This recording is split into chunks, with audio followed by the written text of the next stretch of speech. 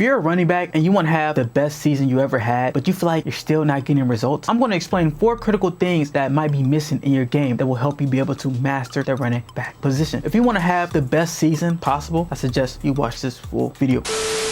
What is good, YouTube? Welcome back to another video here at the South with your guy KJ, helping running back elevate and dominate the competition. And today I'm going to break down 4 things that you must master to have the best season of your life. You want to be a guy who really takes off this year and want to have the best season, you must watch this full video. But if you're a guy and you want to have a quick win right now, you're like, you know what, KJ, I want to win right now, I need a checklist right now. We'll have a free checklist that breaks down the preparation you need, the mindset, the structure, everything you need to make sure you have the fundamentals and the principles to have the best season of your life. All of that into a free checklist I made for you guys. If you're interested in that, the link in the description down below. But let's break down the 4 things you need to master as a running back. So number 1 is you need to master the IQ. As you guys know, I always say football is 80% mental and 20% physical. If you're a guy, you're not getting the results you want, it's probably because you just haven't mastered the mental game yet. You need to be that second quarterback on the field. You need to be able to see everything before it happens. You're supposed to be able to call any play that happens, any defense you see, all of that, because it will let the game go so slow for you. I promise you, as a running back, if you improve your mindset, if you improve your IQ of your position, of the offense, of the scheme, everything will become easier. Now, if you're looking like, how would I even be able to master the run game? That sounds like it takes a lot of time. Well, trust me, the only way you're going to be able to master the run scheme is by doing step number 2, which is mastering your days. Now, guys, this thing right here, mastering your days, has really saved my life. And when I say mastering days, I'm meaning start planning and start scheduling your days out. It's a great quote by Bruce Lee that says, if you love life, then you love time, because time is what life is made out of. A lot of you guys, you have all this time. Everybody has the same 24 hours a day, but it's about how do you